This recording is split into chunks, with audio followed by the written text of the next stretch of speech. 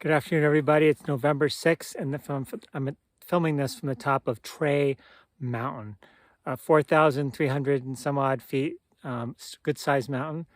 You can see some of the view over the Georgia countryside there. Otherwise, you have some mountain laurels here and oaks, red oaks. They're turning colors.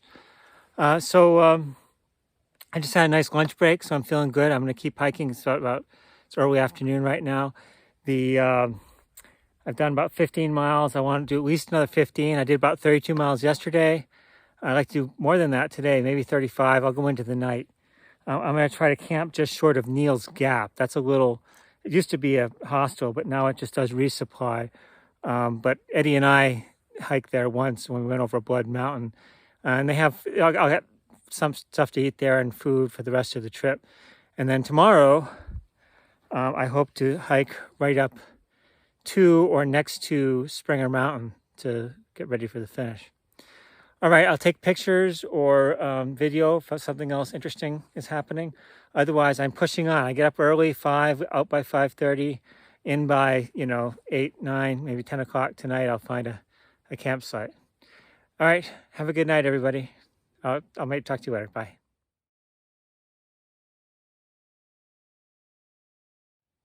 Good evening. Just a quick evening trail update. I thought I'd do it before it got dark. The sun is setting. You can see it. There's a few little clouds in the sky back there, but it's setting. And I've just hiked up Rocky Mountain. There wasn't a great viewpoint, but you can see the mountains through the trees on this side, and then again over there. So there's views everywhere. When all the leaves fall, it'll be even better, but it's I think on video you can see it a little better. The trees, again, still beautiful. You can see the maples typically have the bright yellow, but they sometimes will be orange or red. The oaks tend to be reddish hue, but will sometimes be yellowish or orange. And then you have a couple evergreens. The hemlock, we still have hemlocks and white pines, which of course stay green. So again, beautiful foliage. So Freshgrounds found me again. He's fed me 1, 2, 3, 4 times, 5 times, I think. He's found me.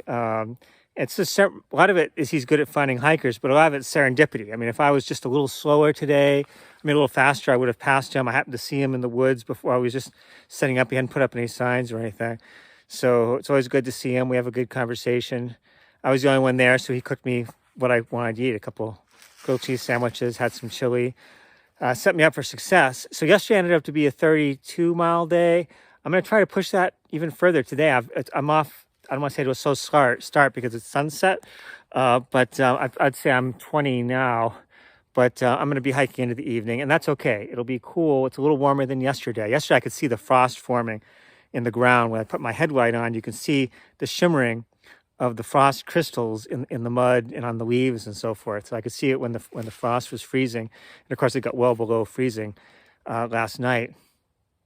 So I'm going to push, and I have reasons for pushing. I'm going to try to get just before Neal's Gap, which is an outfitter that sells food, has Wi-Fi. Maybe I can finally upload my videos and shower and laundry. They don't have a hostel there anymore, so I'll sleep in my tent or in shelter nearby. But I'll get those services hopefully first thing in the morning. And then that puts me about 35 miles, which at the pace I'm going is a day, to Springer Mountain. So not tomorrow, but the next day I'm thinking of just camping just short of it so I can hike it up first thing in the morning, something like that. I'm working through the plan. And then while I'm at Neal's Gap, I could potentially plan my flight home from Atlanta to San Antonio, transportation. I've already contacted a couple of potential shuttles. I'm working on that on the side too. Just mentioned a couple of hikers. I haven't taken pictures of people lately. I should. I guess you've seen some, especially when I've been with Freshgrounds. You saw Wizard. He's a younger fella. He's actually going to be going to do a doctorate in physical therapy, which is interesting. So that's a good conversation with him because, of course, Teresa's going to be doing the same thing. Let's see. Who's in front of me? There's one person, Renaissance Man. I've met him once. There's a couple people, No Box and Lizard, I think I met going north. I haven't met yet. I might catch them before the end, given the miles I'm going, although there's only a day and a half left. I may not. Behind me, there's Butterfingers and Peaches. Butterfingers I hiked with a couple days. He's a good guy. Not as old as me, but a little older than most. A chef. And also behind me, well, Wizard's behind me. Anvil is a good, very good guy. Former Special Forces. Hiked with him a little bit. Then there's Hop, Skip, and Cactus. I've seen them several times. I saw Hop Skip actually at Mount Katahdin.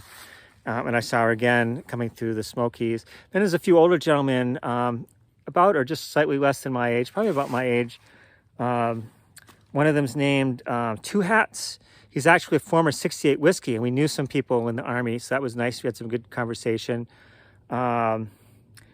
Jersey and Bookworm, and the three of them tend to hike together. They were doing a lot of slack packing, a lot more than me, and that's fine. And I seen them coming the other way, so that's good. That's good. They're look like three good people. I'd probably know them better if I saw them more than briefly in passing. I saw them, like I see some people like in the Smokies. I'll come in because I come in late, so most people are asleep or just getting ready for bed. So I see them in the dark, and I set up. And then in the morning, I wake up at 5. Everyone's asleep.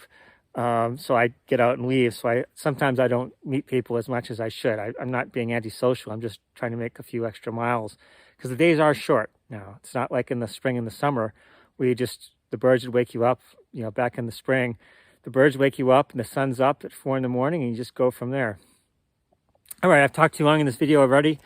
Time is growing short. I'm really looking forward to getting home. I'm moving very quickly, specifically for that reason. That said, beautiful. I mean, it's cool, but I like the cool weather. And, the trees, the air, it's fresh. There's springs. I get the water out of the springs. I filter it, but there's plenty of fresh water everywhere I go that tastes very good. Air is obviously fresh, so it's really, wonderful there. And of course, I'm in Georgia. We, lived in Georgia for 4 years and visited these mountains several times. So it's I haven't been to this spot, but somewhat familiar terrain. All right, everybody, I'm going to be hiking into the night. I'll try to, if there's something interesting, I take a picture, but it's harder to do that in the dark. And it's pleasant walking at night. You have the stars. The moon has now gone away, but I see all the stars. I have a good headlamp. I just go slow.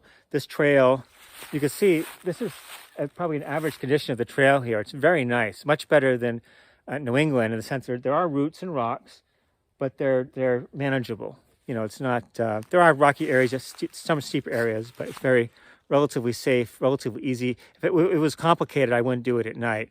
I also wouldn't do it like the other night when it's foggy and dark, terrible visibility. That's hard. Obviously, if it's raining, but when it's a clear night, it's cool. I'm actually warmer walking.